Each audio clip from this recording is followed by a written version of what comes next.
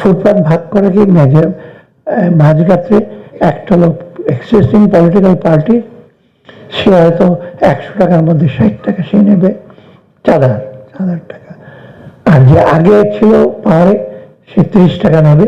আর কারণ মধ্যে যারা আশেপাশে যারা একটু মাস্তান টাস্তান আছে, মাসল টাসল একটু, ওরা 10 টাকা নেবে, ওদের তো অ্যাভয়েড করে। তো 3টে ভাগে কিন্তু ভাগ করে থাকে। ওই পাল্লাতে যাওয়ার আগে ট্রাকটা যখন থামে তখন কিন্তু অকশন হয়। 5 লাখ টাকার বেগুন ওটা আলটিমেটলি 10 লাখ টাকা যখন নামাবে হবে, কারণ টাকাটা বাকি দিতে অন্যদেরকে।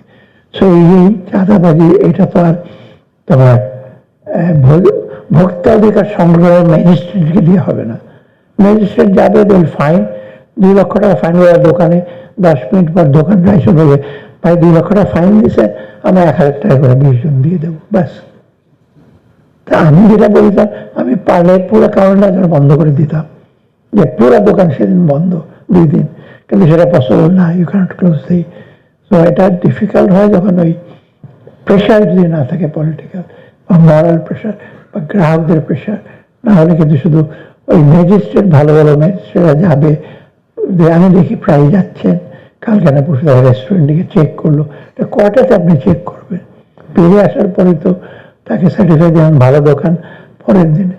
আর প্রবলেম বাংলাদেশে হোয়াট উই কল পারভার্স ইনসেন্টিভ, যখন শাস্তি হয় না কোনো জিনিসে, ধরা পড়ে পারভার্স ইনসেন্টিভ, মানে ঋণ খেলাপি যখন ঋণ খেলাপের টাকা দেয় না, আফটার 2% প্রভিশন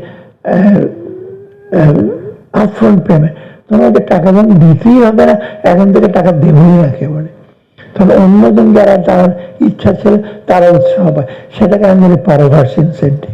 মানে ইনসেন্টিভটা যেটা 2% দিলেন, that becomes a perverse one, that goes against the principle of the financial management.